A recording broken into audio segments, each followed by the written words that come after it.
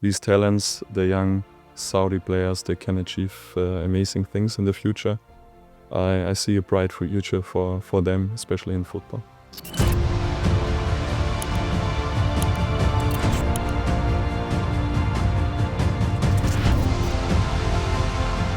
Matthias Jaissle. Said it right. Good. How's everything? All good, thanks. It's always good to see you. Thanks, I call myself lucky, actually, because he gave us a time. I know you're busy with the team. The improvement is really, we can see it. Everybody can see it. So I appreciate giving us your time. Thanks.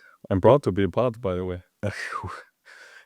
I think you're one of the coaches that has a character. That's why I was saying I need to do an interview with this gentleman. We want to hear your stories. We want to see, how did you grow up? A young gentleman who's leading one of the best teams here in Saudi Arabia. Of course, it wasn't easy. The road, the journey, the challenges you faced. Tell us the story, your story. It's a long story. Well, we're here to listen. Well, I grew up, in a really solid but good childhood. My family and friends together in a small village close to Stuttgart in the south of Germany. Yeah, and of course, my biggest hobby back then was also playing football with my friends. Used every 3 minutes on the pitch. Enjoyed the game so much, and then, of course, there was also the big dream to become a professional football player. And I made it, at least on a decent level, not on a top level. But yeah, I got the chance also playing in the first division in Germany. So yeah, that's something I'm proud of, and that took me also to the next stage now, being a football coach. Due to my injuries, I couldn't play too long on that level. So I decided quite early then to quit. I needed to quit, and yeah, focus now on being a coach. Well, but playing in the Bundesliga was not an easy thing. Of course, changed a lot in your character and your mentality. What did it change in me? Well, of course, playing in a young age already in the Bundesliga, it creates also a new personality. I would say you need to face challenges. Not everything goes smooth, in the right direction. I got many injuries, setbacks, and you need to overcome these obstacles.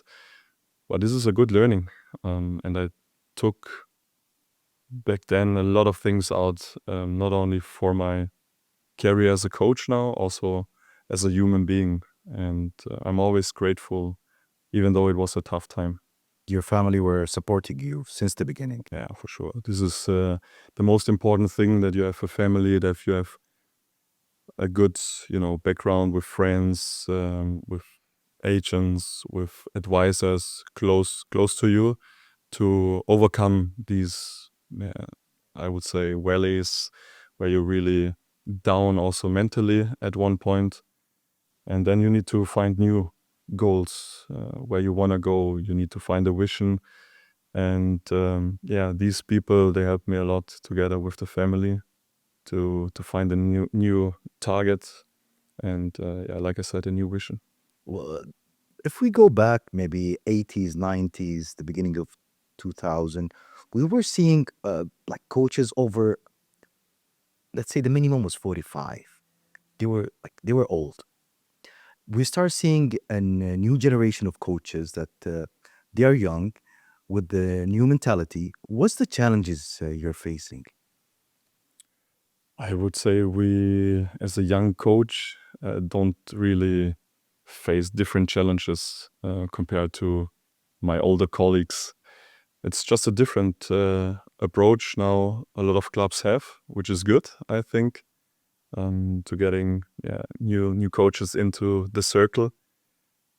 But there's no comparison I want to do, because it's in the end about quality, what you can deliver on the pitch, which messages you can give to the players, how you can support the players to make the next steps. And I think that has nothing to do with age.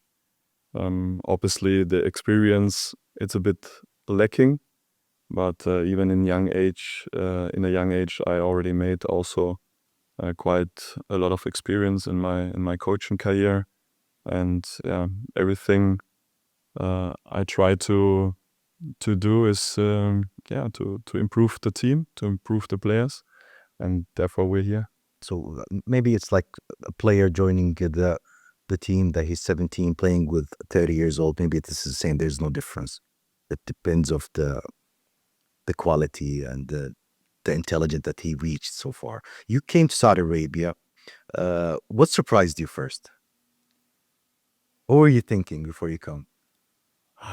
To be honest, of course, I made a bit of a research back then, but my signing here with Al-Ahli went so fast, so I couldn't think too much. So in general, and that's also an approach I have, I don't try to have too big expectations, too high expectations in everything, because then you will not be disappointed at one point. So I came here with an open mindset. I was really curious also about that step, and really positively surprised, especially when it comes to the passion, to the love the Saudi people have towards football. It is crazy, especially here in Jeddah. You know that our fans are simply crazy in a positive way. How they support us and how they engage with the club. That's beautiful. I remember, speaking of the fans, I was covering the match between Al-Ahli and Al-Ittifaq in Dammam. It wasn't in Jeddah. And The last one now? yeah, and I was just watching the players getting ready, and out of a sudden I see the fans calling your name and you went there. This engagement between you and them, how does it feel? And it was really, you guys got along so fast, you know? It was a ride, a difficult ride to that stage now, but I'm so proud and so grateful how the fans are supporting the team, but also myself. And sometimes it's overwhelming, to be honest. Like if they're chanting my name, even in difficult times like we had now in the last weeks. So I'm really happy and proud. Okay, speaking of the moving from Germany to Saudi Arabia, the weather is different. Yes, it is. Yeah, how did you adapt? I mean, Actually quite good. Of course, the first days when I signed, it was in the beginning of August, so full heat, full sun. It was tough and quite heavy, but you get used to it, definitely. You adapt quite good. And now, especially the winter months are lovely. Can spend the whole day outside if you have time and really enjoy the weather. So if you go around in Jeddah, Rarely. where do you go? You drive here. Yes, of course. If you have free time as a coach, I like to go out and see, the Corniche for a walk, or spending a bit of time in the old town. It's so beautiful, also so historical. But as a coach, like probably there's not too much day off or free time. But if there's any time, I like to be in the city, going for a good dinner. You have here marvelous restaurants, really top locations, and this is something I really enjoy. The lifestyle here. Since you go to restaurants, have you tried the Saudi food? Of course. What do you like? A lot, actually. I really love Saudi food. Kabsa. Okay. Yeah, it's the typical one. And How's the many seafood more, here? I think. The seafood here in Jeddah here? Seafood is excellent. If you live close by the sea, obviously you have always the fresh fish, and I enjoy that. Even when it's like almost a routine if we're going for away matches, and there's always this typical big pot with fries and the whole lamb inside, and you take the gloves on together with the players, and and grabbing the The best food, yeah. exactly the best pieces. So it's lovely to see also how the Saudis live that part of the life. Since you don't go a lot in Jeddah, have you been around in Saudi? Have you traveled? Have you seen another parts in Saudi? Or there place that you want to go and say, Well, always, of course, due to our away matches, you get to know a couple of cities. Definitely, you have beautiful spots here as well. Ataif, Abba, off the mountains, a little bit more chilly. yeah, The weather, it's nice, and there's still also a bucket list with Al-Ahli, for example. I want to visit, want to go to the desert one time and have this real experience. no, it's So, beautiful. You're gonna love it. yes, we got the chance actually due to our sponsor to visit the Red Sea with the marvelous hotels. It's like top notch. It's fantastic there, amazing. really. I mean, you think you're on the Maldives, so it's really something special there. Speaking of this movement in Saudi Arabia and the development, how did you see it so far? It's nice. It's really nice to be a part of it, and it goes so fast.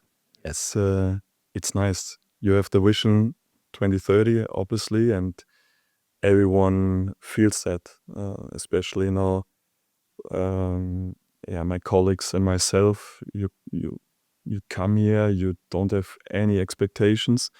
Of course, some rumors how the life would be maybe in Saudi Arabia.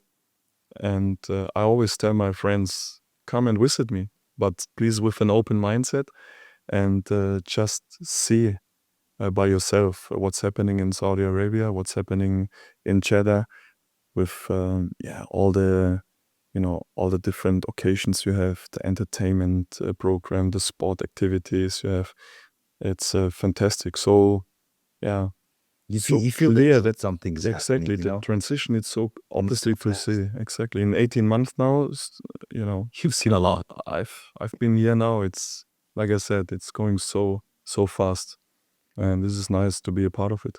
What about the traditions? I mean, coming from a different culture to another culture, different content on different content. You've been with Saudis a lot of time, of course. What do you think of the traditions? Well, what clicked in your head? I mean, when they ask you in Germany, what's Many traditions, definitely. If I'm looking at you, I really like when you dress up with the thobe.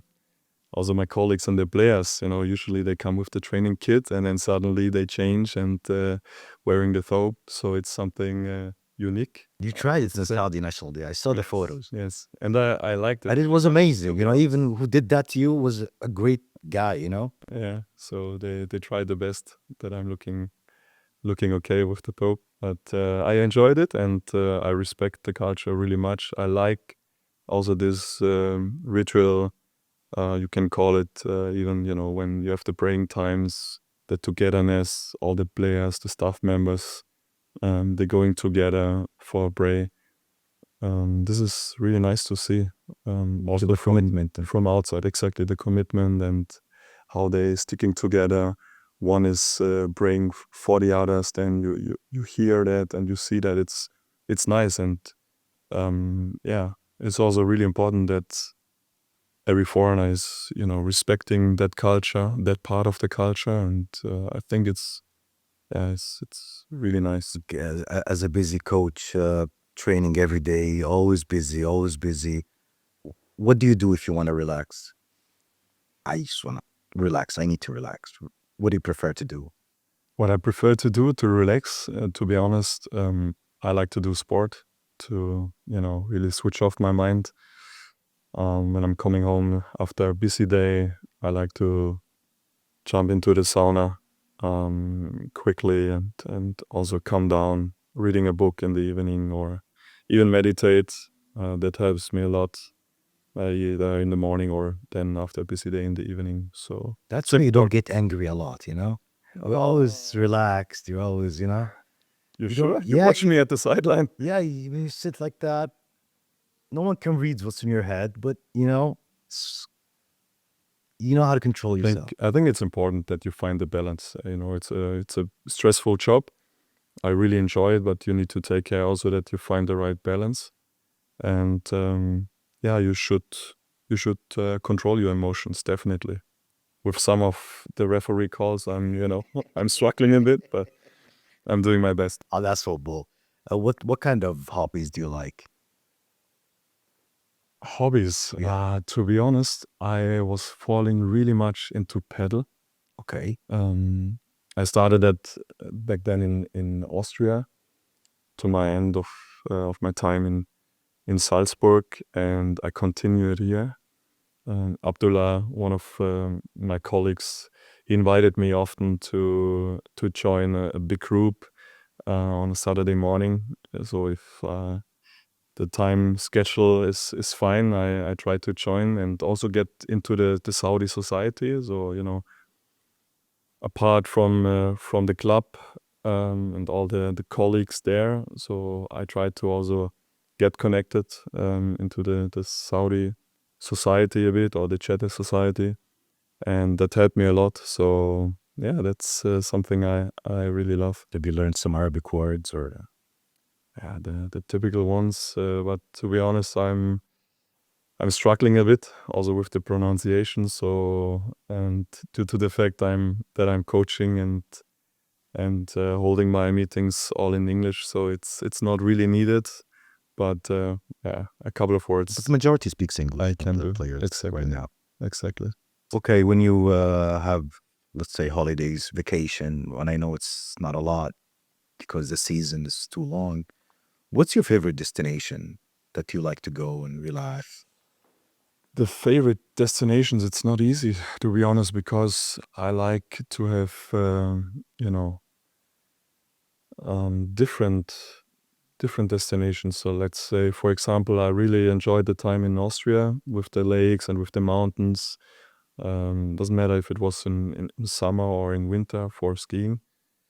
I also really like the Maldives, or even now the Red Sea experience we had. So it's not the particular one. I try to get inspired by new things. You like to see everything. Exactly. I was in South Africa once for a safari. Really enjoyed the nature. So yeah, We are now hosting the 2034, and we are looking really for the new generation who will reach that stage. You said that by the age of 15, you decided to take this as a career. You've been here in Saudi Arabia. You saw the mentalities of the young players. What do you tell them? What kind of advice you tell them? How do we get players to play abroad Saudi Arabia and have a new generation? I think you have all the opportunities here in Saudi Arabia. You have the Vision 2030, especially the young generation. They're really a part of it. They're really committed to that. And when you talk about the young Saudi talents, the players, they also have their huge potential in front of them. They can have a big career if they want to achieve something. So my advice, if I can say that in a young age, to them would be always dream big. Really, you can have everything in your life, but you need to work hard. You really need to suffer also. You should not find for excuses. There will be always some stones in your way or some obstacles, but you should not search for these excuses. You should always trying to be your best version. Look in the mirror in the evening, day in, day out. Look in the mirror and say, yes, with conviction, I did the best out of that day. And then I'm sure these talents, the young Saudi players, they can achieve amazing things in the future. I see a bright future for them, especially in football. Do you feel that they love football so bad? Oh yes, you feel that. I mentioned that in the beginning, the enthusiastic behavior of the fans. They really love football, and the players as well. They see now with the foreign signings, the big names also in the league, that they can be a part of it. They play in the same team. They train with these players, with these top stars, and for sure that's something where they get motivated. but it should come also from inside. They should be maybe also a bit more professional. To be honest, there is potential I see to really, go on their limit. I also have in our team a couple of players where I push them. I really push them to reach their limit. They don't know how good they could be if they're doing everything for their dream. Is it these things comes from the family, from school, from friends? Because they'll be young back in, if they want to think like that. Who's the most important thing, that important person who pushes them? For you, for your story as example. It's I mentioned it in the beginning. It's always good to have a network, to have your closest friends, your family, as a supporter next to you. But in the end, I really believe so. It should come from inside. This intrinsic motivation you cannot buy. You cannot get from an external partner, from a coach. It really needs to start from inside, the fire, the desire to achieve something. And if we can create that culture also, then I think many more talents will make the move to Europe. This is for the young generation. For you, an example. What's in your head? What's in your heart right now? What's your dream? What's your challenges? Well, there are always challenges again, but you can learn out of these challenges. We had many due to my time here in Saudi Arabia already, but it's something when you look back also nice, because you can either break by such a occasion, or you can develop, you can grow, not only as a coach but especially as a human being. And this is something everyone should understand.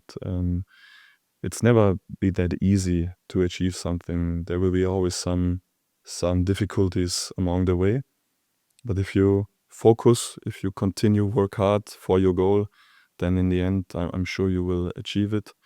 And I hope the same mindset, the same approach, many young talents will have. Matthias Jaissle, shukran. Shukran. Okay, tamam. Thank you so much. I really appreciate it. It was a Wish you pleasure. all the best. Thank you so much.